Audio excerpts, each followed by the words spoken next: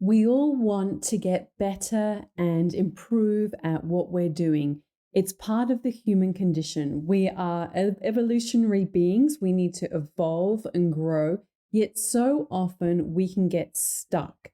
We can get stuck in the feeling of comfort. We get stuck because of our fear, which is really just our mind playing tricks on us. And we get stuck because we stay in confusion. So if you've ever said to yourself or someone else, I don't know what to do, this episode is going to be for you.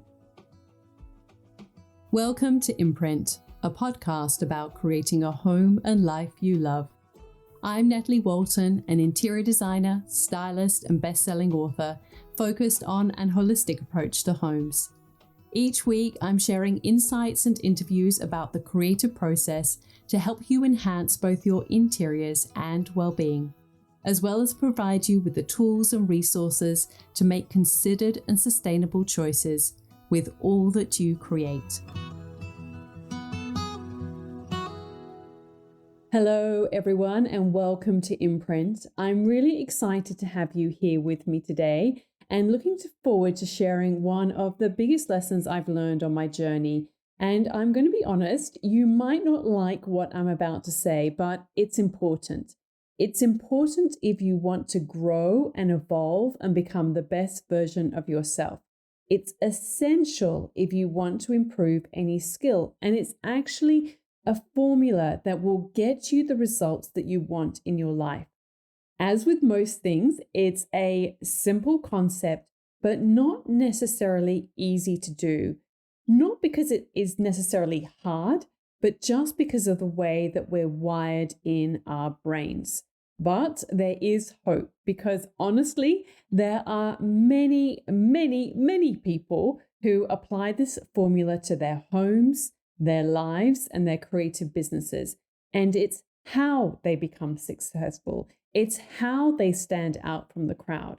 It's how they make a living doing what they love.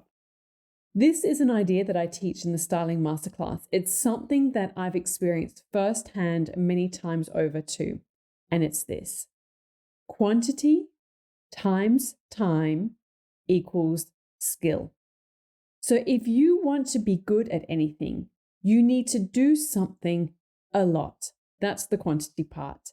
Times, do it over a period of time.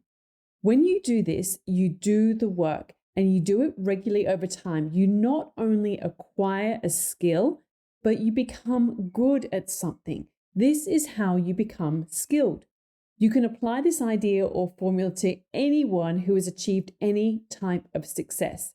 Think about your favorite interior designer, artist, fashion designer, musician. They did not just wake up one day and become the best in their field or, even good. They might have had some innate talent, but they still had to apply themselves. They still had to do the work. And that might have got them noticed, but to get to that higher level, to get their work on magazine covers, to get clients with deep pockets, to make enough money that they didn't have to worry about money anymore, they had to apply the volume of what they were doing. That's the amount of times they did it over a long period of time. And yes, sometimes, that can be boring. It can be challenging, repetitive work if you have to do it over and over and over again. But that's actually how you reach the pinnacle of your career or the pinnacle of your success. How many times do you think that the Rolling Stones have played like I Can't Get No Satisfaction, or Coldplay have played Yellow? Think of your favorite artist, your favorite painter. How many times do you think that they have painted within their genre? What about your favorite creative on Instagram? How many times do you think they've shown up to do the work? They're reaching millions because they are doing the same thing over and over again. And with each iteration, they get better and better. They become best in their field. And the truth is that the greatest success is not necessarily achieved in this kind of like overnight success idea Or this, like one day they wake up and, oh, they've suddenly become like their skill level has, tripled.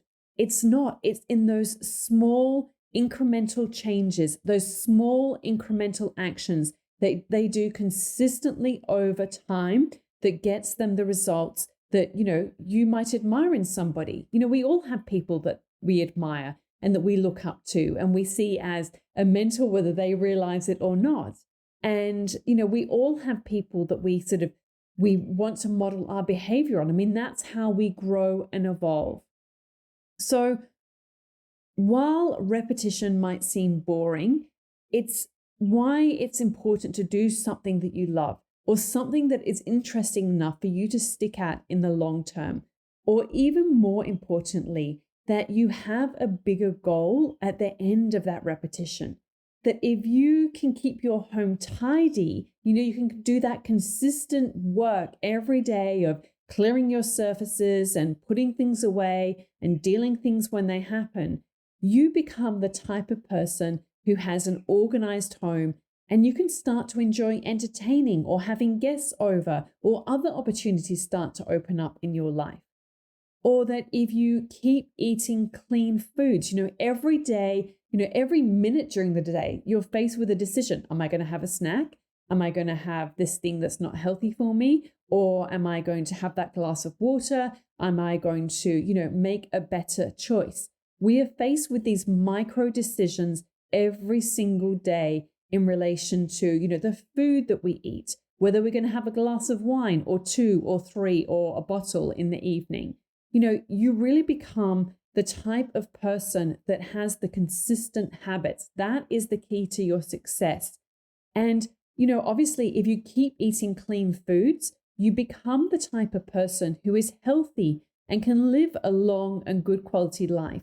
And you can feel like showing up as your best selves, wearing clothes that make you feel good, or you can feel more confident when you step into a room because you really feel like you are making those decisions ahead of time about the type of person that you want to be. And you're seeing it through with those small, consistent daily actions and those small, consistent choices over a period of time. I mean, nobody loses a lot of weight in one day. It is those small, consistent decisions that they make on a daily basis that ends up losing the weight and keeping it off, because you become a different type of person. This idea applies to so many different areas of life. It applies to, if you keep practicing your craft as a stylist, a decorator, an interior designer, you will become successful in that. The more you practice, the more that you apply yourself, the more you increase your volume or the quantity of what you do, whether that's photography, styling, writing, the better you will get, full stop. Because here is the truth. The people who are at the top of their game, the designers that you look up to and admire, they are where they are because they are in it for the long game. And so, this is what I say to my students all the time in the styling masterclass. I mean, I can teach you everything that I've learned on my journey to becoming a stylist and, having books published and clients and all of those things. And I can teach you all of that. And I can give you, assignments and work and suggestions and exercises, but you have to do the work. You have to do the daily work if you want to get the results. I can't just wave a magic wand over you and go, poof, like you're a stylist now. The same with any kind of skill. You have to actually apply yourself. Now, learning that knowledge and having that kind of accountability, that is what helps propel your journey. It shortcuts your journey. You don't have to go through 10 or 15 years like I have gone through, but you still have to do the work. Now, there is good news. And I want you to know that, the people who are at the top of their game, they are an example of what is possible. But you do need to be wary of the 3 dream stealers. And these are 3 ideas that will really rob you of the life that you truly want. Now, this idea came up by Dr. Douglas, I think it's Lizelle. He spent a couple of decades researching and studying, how we've evolved from a psychological point of view. And he boiled it down to this idea, which he named the motivational triad.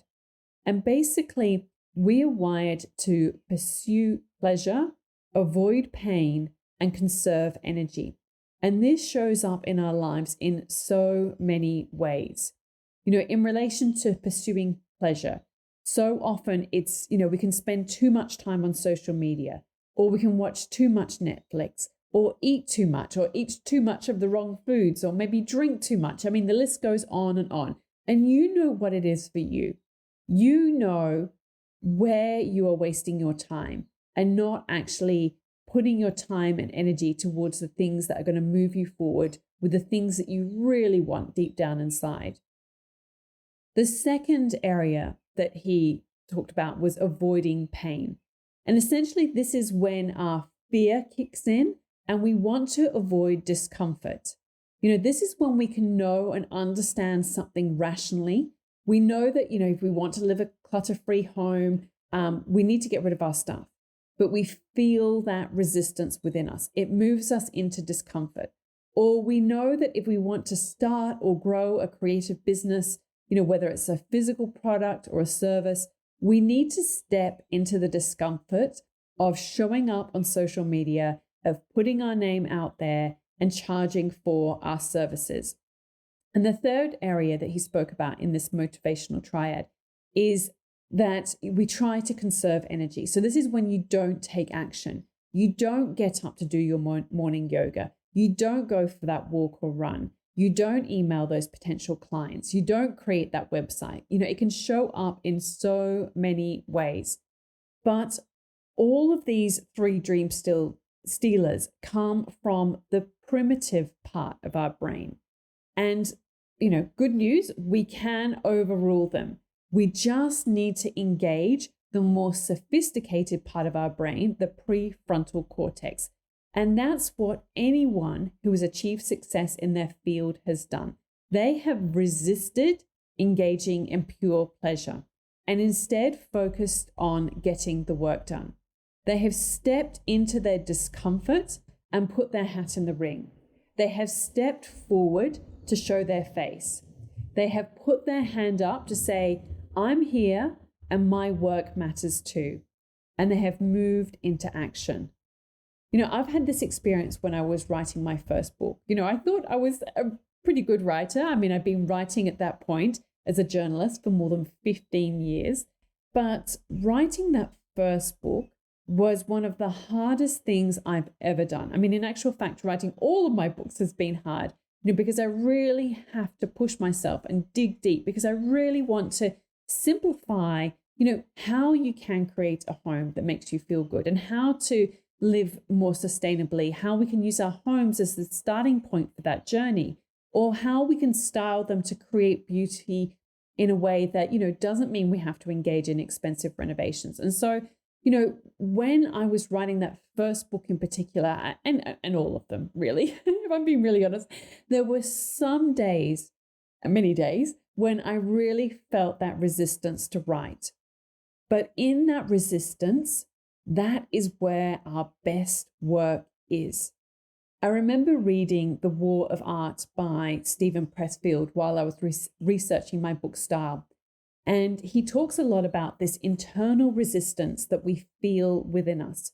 But when we overcome it, we step out of our, we have to step out of our comfort zone, but that is when we create our best work. He said, the more scared we are of a work or calling, the more sure we can be that we have to do it. Fear is an indicator. It's telling us what we have to do. So I want you to think about, what do you fear right now? What do you really want to achieve but are resisting? Because as I said at the start, achieving any level of success is actually quite easy in terms of what you have to do. It's just that formula that we spoke about. Quantity times time equals skill. And you just do this over and over and over, and then you get an outcome. And so while I enjoy, sharing the lessons I've learned, because I really wish that somebody had shared their lessons with me when I was at the start of my journey. There weren't even things like podcasts around when I was at the start of my journey, and there weren't even really kind of creative books about this. I really have learned so many lessons the hard way.